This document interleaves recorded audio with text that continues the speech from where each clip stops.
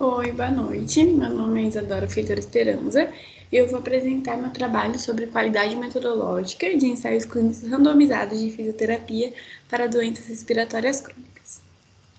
As principais doenças respiratórias crônicas são DPOC, que é a doença pulmonar obstrutiva crônica, a asma, a hipertensão pulmonar e doenças pulmonares ocupacionais. E no último levantamento mundial, identificou que 545 milhões de pessoas têm alguma doença respiratória crônica, e houve um aumento de quase 40% em relação ao ano de 1990. Dentre os principais fatores de risco estão o tabagismo, a poluição atmosférica, produtos químicos ocupacionais e infecções respiratórias frequentes durante a infância. Serem curáveis, existem diversas formas de tratamento para melhorar a qualidade de vida das pessoas que vivem nessas condições. E as intervenções fisioterapêuticas não são as mais reconhecidas dentre os tratamentos não farmacológicos, com benefícios claros. Os benefícios são melhorar a ventilação pulmonar, melhorar a capacidade funcional, melhorar a força muscular, reduzir a falta de ar, a tosse, o cansaço, e melhorar a qualidade de vida desses pacientes. A terapia respiratória pode ajudar no manejo de secreção brônquica, no controle de respiração, nos exercícios aeróbicos, no condicionamento físico desses pacientes. E as intervenções fisioterapêuticas existem há mais de um século, e suas indicações são cada vez mais propostas e com grande efetividade na prática clínica. O método PBE, que é a prática baseada em evidência, é padrão ouro para atuação na prática clínica em saúde. Ele é composto por 3 métodos, 3 pilares, que é a experiência do profissional, a preferência do paciente e a evidência científica. Então, esse método garante um tratamento eficaz e adequado para esses pacientes. Pesquisas sobre os efeitos de intervenções fisioterapêuticas para doentes respiratórios crônicos, de um modo geral, são metodologicamente fracas e insuficientes para recomendações clínicas precisas. Ao contrário de outras áreas da fisioterapia, intervenções para doentes respiratórios crônicos apresentam particularidades como dificuldades em padronização de técnicas e segmentos de pacientes e terapeutas para o grupo de tratamento. Em 1930, surgiram as principais pesquisas de intervenções fisioterapêuticas, que são os ensaios clínicos randomizados. Em 2007, havia mais de 9.000, em 2019 foi cerca de 34.000 e atualmente são mais de 43.000. A plataforma Pedro foi criada em 1999 com o objetivo de ampliar o acesso às evidências de fisioterapia e facilitação do método PBE. Além de oferecer o acesso direto a evidências fisioterapêuticas, também fornece um julgamento crítico dos ensaios clínicos randomizados que são avaliados quanto à qualidade metodológica através da escala Pedro. E a escala Pedro apresenta variação de 0 a 10 e demonstra que, quanto mais próximo de 10, melhor a qualidade metodológica desses estudos. Então, o objetivo do nosso trabalho foi avaliar a qualidade metodológica de ensaios clínicos randomizados de fisioterapia em doença respiratória crônica.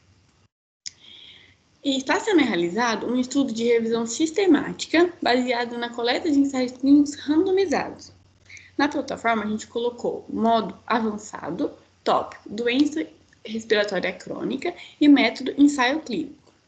A gente usou a escala Pedro para avaliar a qualidade metodológica desses estudos, o teste de Shapiro-Wilk para avaliar a normalidade desses estudos e o teste de Spearman para avaliar a correlação entre a pontuação e o ano da publicação. O SPSS a gente usou é um programa estatístico e a gente usou para analisar esses dados. E os dados que a gente pegou da escala Pedro, a gente colocou no software EndNote e no Excel. A escala Pedro, então, ela é composta por 11 itens e eu vou falar um pouquinho deles.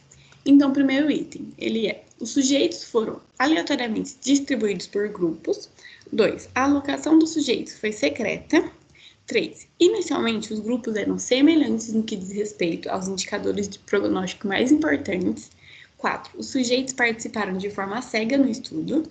5. Os terapeutas que administraram a terapia fizeram de forma cega. 6. Os avaliadores que mediram pelo menos um resultado-chave fizeram de forma cega. 7. Mensuramos pelo menos um resultado-chave foi obtido a mais de 85 dos sujeitos inicialmente distribuído pelos grupos. 8. Todos os sujeitos, a partir dos quais se apresentaram mensurações de resultados, receberam o tratamento ou a condição de controle conforme a alocação, ou, quando não foi esse o caso, fez a análise dos dados para pelo menos um dos resultados-chave por intenção de tratamento. 9. Os resultados das comparações estatísticas intergrupos foram descritos para pelo menos um resultado-chave.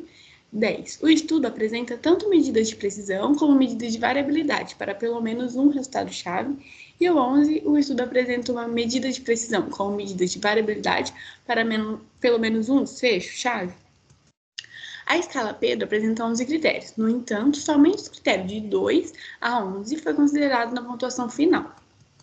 Os primeiros critérios da escala não é considerado na pontuação, o primeiro critério não é considerado na pontuação final, pois ele avalia a validade externa desse estudo, e não é isso que a gente quer. Então, foi avaliado 1.949 artigos científicos, e o artigo mais antigo foi de 1964 e o mais recente de 2024. A maior parcela de artigo, que foi 41,7%, foi publicado nos últimos 10 anos. E apenas 27,5% dos artigos pontuaram 5 na escala Pedro. E apenas 19% preencheram ao menos 7 dos 10 critérios apresentados pela escala. Então, a qualidade metodológica dos ensaios clínicos randomizados teve a pontuação média de 5,0, indicando que os estudos são de média qualidade metodológica. Os itens mais presentes com maior porcentagem foi distribuição aleatória, com 97,7%, comparação intergrupos, 93,8%, medidas de precisão e variabilidade, com 93,5%, e já os itens mais ausentes, com menor porcentagem, foi o cegamento do terapeuta, 1,9%, cegamento dos sujeitos, 8,1%. Analisamos os dados para ver se há correlação entre a qualidade metodológica e o ano de publicação dos estudos, e vimos que o valor de P é menor que 0,001, então foi significante. Vimos que os dados